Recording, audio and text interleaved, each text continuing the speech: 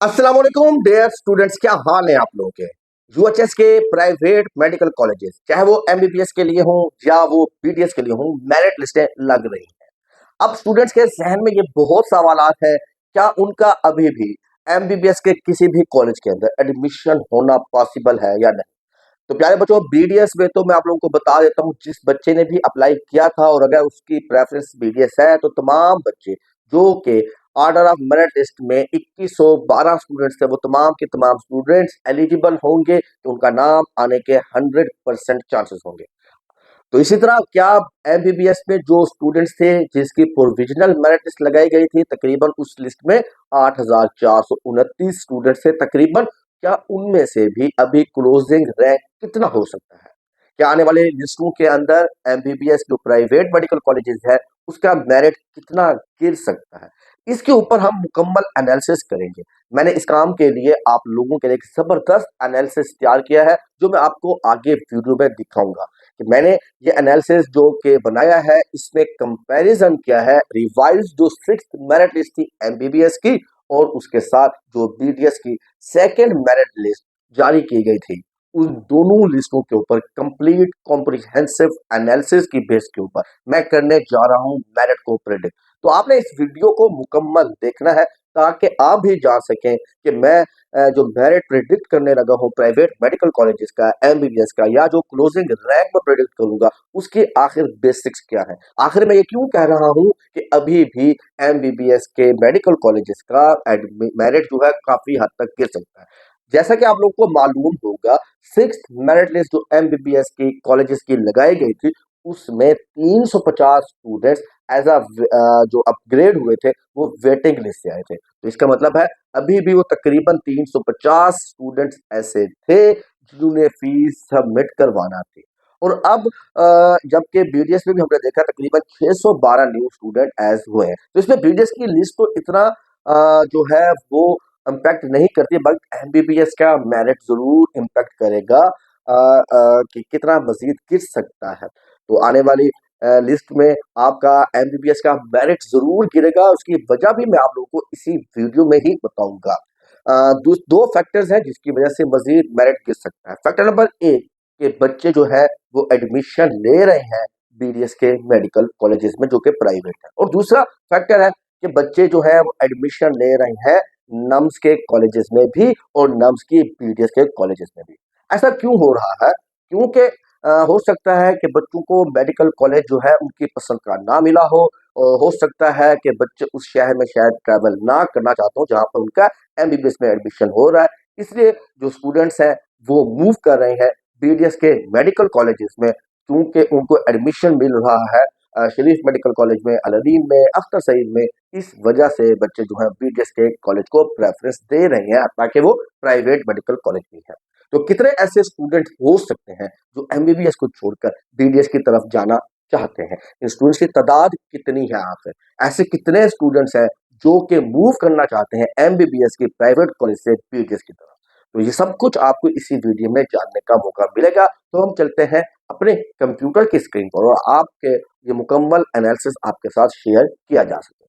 तो dear students, ये वो लिस्ट है जिसमें ऐसे स्टूडेंट भी हैं जिनका नाम एमबीबीएस की लिस्ट में आया था और उनका अपग्रेड होने के बाद भी एमबीबीएस की लिस्ट में रहा, बट अब उनका नाम बीडीएस की लिस्ट में भी आ रहा है। तो ऐसे कितने स्टूडेंट्स हैं? तो डियर स्टूडेंट्स, ऐसे स्टूडेंट्स की जो तादाद है वो 350 है तकरीबन। ऐसे वो स्टूडेंट्स हैं 350 जो कि दोनों मेरिट लिस्ट के अंदर मौजूद हैं पड़े। तो ये लिस्ट आप लोग देख सकते हैं मुकम्मल तौर के ऊपर कि एक सेम बच्चा जिसका नाम इस्लाम मेडिकल कॉलेज में आया, उसने इस्लाम मेडिकल कॉलेज की फीस भी सबमिट करवाई थी, अब उसका नाम बीडीएस के जो लिस्ट थी फीमेल में भी आया, जिसका विशाल फातिमा है, और उसका डेंटल सेक्शन एफएमएच में अपग्रेड हो गया। तो अगर किसी स्टूडेंट का नाम एमबीबीएस की लिस्ट में भी मौजूद हो, बीडीएस की लिस्ट में भी मौजूद हो, तो इसका मतलब ये है कि ये स्टूडेंट जो है इसने दोनों कॉलेजेस की फी पे कर दी है। अब बात यह है कि आखिर एमबीबीएस में नाम आने के बाद उस स्टूडेंट ने बीडीएस की फीस सबमिट क्यों करवाई होगी? क्योंकि वो बीडीएस में एडमिशन लेना चाहता है, क्योंकि बीडीएस में वो एडमिशन लेना चाहता है, इसी वजह ही से तो उसका बीडीएस की भी दूसरी लिस्ट पे नाम आया है। देखिए यहाँ पर स्टूडेंट्स की कैटेगरी दो तरह की होती है। ऐसे स्टूडेंट भी होते हैं जिनके नाम के आगे इस तरह का वेटिंग आ रहा होता है, तो इसके बारे में तो मैं कंफर्म नहीं कर सकता कि ये फीस सबमिट करवाएंगे या नहीं बीडीएस के कॉलेज में।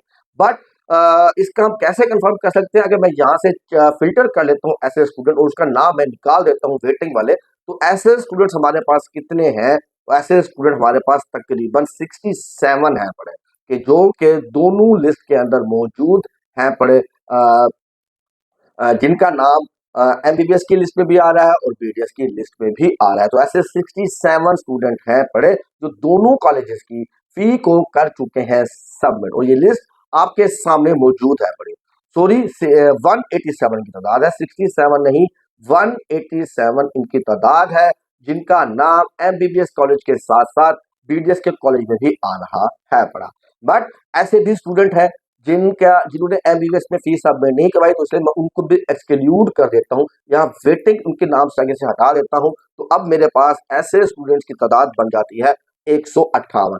158 स्टूडेंट बिल्कुल ऐसे हैं पड़े जिन्होंने एमबीबीएस की भी फीस सबमिट करवाई हुई है और बीडीएस के भी। अब एग्जांपल देता हूं, एक स्टूडेंट है आयशा मुस्तफा, जिसका डिस्ट्रिक्ट तो नारोवाल है, उसका नाम कहाँ आया? सहारा मेडिकल कॉलेज में, और उसका अपग्रेड भी हो गया सहारा मेडिकल कॉलेज में। बट जब उसके बीडीएस की मेरिट लिस्ट लगती है तो राशिद लतीफ डेंटल कॉलेज में भी उसका नाम आ रहा है, और वो अपग्रेड होकर जो है पहुंच चुका है एफएमएच के डेंटल कॉलेज में। शायद ये स्टूडेंट जो है एफएमएच को लाइक करती है, तो इसलिए इसने बीडीएस की भी फीस सबमिट करवा दी गई है।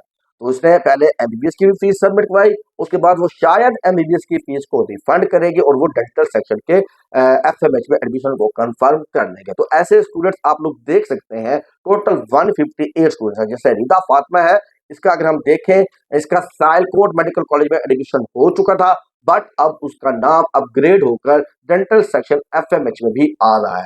और आपको याद है एफएमएच में ये स्टूडेंट जो अपग्रेड होकर जा रहे हैं, इसका मतलब है कि उन्होंने फीस सबमिट करवाई हुई थी। और इसी तरह हम किसी और स्टूडेंट को भी देख लें जिसका नाम कोई भी इस लिस्ट में देख लेता हूँ, रैंडमली चेक कर लेते हैं आपके साथ। तो ये मुकम्मल लिस्ट आपके सामने मौजूद है पड़ी, जिसके सामने बख्तावर अमीन लिखा हुआ है। नूर फातिमा एक स्टूडेंट है जिसका डिस्ट्रिक्ट मुजफ्फरगढ़ है, एग्रीगेट 81.72 है। बख्तावर अमीन में उसका एडमिशन हुआ, फिर उसने अपग्रेड कराया बख्तावर अमीन में, उसका रैंक देखें 3753 है। इट मीन उसने बख्तावर अमीन में फीस सबमिट करवाई हुई थी। अब ये स्टूडेंट मूव कर रहा है डेंटल सेक्शन के एफएमएच कॉलेज में, और वो डेंटल सेक्शन के एफएमएच कॉलेज में अपग्रेड भी हो चुका है। इट मीन इसने यहाँ पर स्टे वाली कॉन्सेंट दी है, तो एफएमएच में वो स्टे की कॉन्सेंट दे चुकी है। इट मीन ज्यादा चांसेस है कि वो बीडीएस की लिस्ट से कंटिन्यू करेगी और अपनी एमबीबीएस की सीट छोड़ देगी। तो ऐसे 158 स्टूडेंट्स, और इस 158 में से तकरीबन अगर 120 स्टूडेंट भी एमबीबीएस को लेफ्ट कर देते हैं, तो इसका इम्पैक्ट आपकी एमबीबीएस की मेरिट लिस्ट पर जरूर पड़ेगा। क्योंकि ये 158 में से अगर 100 स्टूडेंट भी वैकेंट करते हैं, और उस 358 की जो लिस्ट लगी थी जो कि वेटिंग कैंडिडेट के तौर पर आए थे, उसमें से भी अगर 100 स्टूडेंट होते हैं, तो इट मींस आपकी आने वाली जो एमबीबीएस की लिस्ट है उसका तकरीबन सेफ जोन जो होगा वो 7800 क्लोजिंग रैंक होने वाला है। और इसी तरह हम ज्यादा दूर भी ना जाए तो 7900 तक के रैंक के बच्चे का भी एमबीबीएस में एडमिशन हो सकता है पड़ा। तो डियर स्टूडेंट्स, अभी आप लोगों के साथ लिस्ट शेयर की गई थी। इस लिस्ट की समरी कुछ इस तरह से है कि 358 स्टूडेंट ऐसे हैं जिनका नाम एमबीबीएस की लिस्ट में भी है और बीडीएस की लिस्ट में भी है, जो कि 6th मेरिट लिस्ट है एमबीबीएस की और 2nd मेरिट लिस्ट है बीडीएस की। और अगर मैं इसमें से वो बच्चे कंफर्म करूं जिन्होंने दोनों कॉलेजेस की फीस सबमिट करवा दी है, तो उनकी तादाद कितनी थी? 158। अगर मेरा कुछ इस लिस्ट में एरर भी होगा तो 140 स्टूडेंट तो मैं कंफर्म कर सकता हूं जिन्होंने दोनों मेडिकल कॉलेजेस में फीस सबमिट करवा दी है। अब ये देखें कि अगर एक बच्चे का एमबीबीएस में नाम आ गया था, उसने एमबीबीएस की फीस सबमिट करवा दी थी, तो अब उसने आखिर क्यों बीडीएस में फीस सबमिट करवाई है? तो ऐसे 120 स्टूडेंट लाजमी होंगे जिनका नाम पहले एमबीबीएस में आया था और अब उनका नाम बीडीएस में अपग्रेड होकर आया है। तो इट मींस दोनों कॉलेजेस की फीस सबमिट करवाई है। अपग्रेड सिर्फ उस सूरत में होता है जब स्टूडेंट ने फी सबमिट करवा दी हो। तो ये 120 स्टूडेंट तो डेफिनेटली जा रहे हैं कहाँ पर, बीडीएस की तरफ। एमबीबीएस की सीट वो छोड़ देंगे, वहां से अपना रिफंड लेंगे। कुछ उनकी शायद डिडक्शन हो, क्योंकि 2 वीक्स की क्लासेस हो चुकी हैं, तो उनको इस डिडक्शन से कोई मसला नहीं है, बट वो जा रहे हैं बीडीएस की तरफ। और ऐसे भी स्टूडेंट हैं पढ़े जिनकी तादाद ज्यादा नहीं तो 30-40 जरूर होगी, जो एमबीबीएस यूएचएस के कॉलेज से छोड़कर मूव करेंगे नम्स के मेडिकल कॉलेजेस की तरफ, चाहे वो नम्स का एमबीबीएस प्रोग्राम हो, चाहे वो बीडीएस हो। तो इस तरह मैं ये कह सकता हूँ कि 150 स्टूडेंट लाजमी तौर के ऊपर एमबीबीएस को छोड़ देंगे, जो कि यूएचएस की लिस्ट में इस वक्त तक शामिल है। और 100 स्टूडेंट या 100 और नहीं तो 80 स्टूडेंट ऐसा जरूर होगा, जो कि उन 354 स्टूडेंट एज अ वेटिंग जो सिलेक्ट हुए थे, उनमें से फीस सबमिट शायद ना करवा पाए। तो इस तरह तकरीबन 200 से ज्यादा स्टूडेंट्स होने वाले हैं, जो कि अभी भी एडमिशन की रेस में आ सकते हैं। 7530 तक मेरिट था आपकी 6th मेरिट लिस्ट का, तो 7th मेरिट लिस्ट में ना ही सही तो 8th मेरिट लिस्ट में तकरीबन रैंक नंबर 7800 तक जाने के 100% चांसेस हैं पड़े। 100 नहीं तो 99% जरूर चांसेस हैं पड़े कि 7800 तक क्लोजिंग रैंक जाएगा। इसके अलावा जिन बच्चों का रैंक नंबर 8000 है पड़ा, मैं उनके लिए पूरी उम्मीद हूँ कि उनका एमबीबीएस के किसी ना किसी कॉलेज में जरूर नाम आएगा। ऐसे भी बहुत से बच्चे होंगे जो अपनी प्रेफरेंस लिस्ट में शायद सहारा मेडिकल कॉलेज को सिलेक्ट ना कर पाए हो, क्योंकि मुझे मुकम्मल यकीन है कि सहारा मेडिकल कॉलेज जो नारोवाल के अंदर है, उसमें अभी 50 सीट्स का भी इजाफा हुआ है, जिसकी वजह से उसकी तादाद हो गया 150। और वहां पर कोई भी स्टूडेंट अपग्रेड होकर नहीं आ रहा। वहां पर जो स्टूडेंट्स है ज्यादातर वो सिलेक्ट होते हैं जो वेटिंग लिस्ट से एज अ न्यू एंट्री आते हैं। तो इसलिए मैं कह सकता हूँ कि जो के बच्चे हैं जिनका रैंक तकरीबन 8100 तक भी था, 8000 से तक था, उन्होंने अगर सहारा मेडिकल कॉलेज को अपनी प्रेफरेंस लिस्ट में डाला हुआ था, तो उनके नाम आने के चांसेस अब बढ़ गए हैं। 90% से ज्यादा चांस है कि उन बच्चों का नाम आएगा। और आप आने वाली लिस्ट के अंदर जरूर इस चीज को देखोगे कि तकरीबन 7800 तक तो सेफ जोन रहेगा, 7900 तक भी नाम आने के चांसेस रहेंगे। और इसमें कोई भी दो राय नहीं होगा, कोई हमारे लिए ये सरप्राइजिंग नहीं होगा कि 8000 रैंक तक भी जिस बच्चे का मेरिट था यूएचएस की प्राइवेट कॉलेज की प्रोविजनल लिस्ट में, उसका नाम यूएचएस के प्राइवेट कॉलेजेस में आ जाए। तो आप लोग होपफुल रहे, उम्मीद नहीं छोड़नी जब तक प्राइवेट मेडिकल कॉलेजेस के एडमिशन क्लोज नहीं हो पाते। आप लोगों से बहुत पहले गवर्नमेंट मेडिकल कॉलेजेस की मेरिट लिस्टें लगना स्टार्ट हुई थी, और इवन अब 11 मेरिट लिस्टें भी लग चुकी हैं, बट वहां पर भी अभी सीट्स 100% फिल नहीं हुई। तो फिर आखिर क्यों प्राइवेट मेडिकल कॉलेजेस की जो सीटें हैं वो इतनी जल्दी फिल हो सकती हैं? ऐसा पॉसिबल नहीं होता।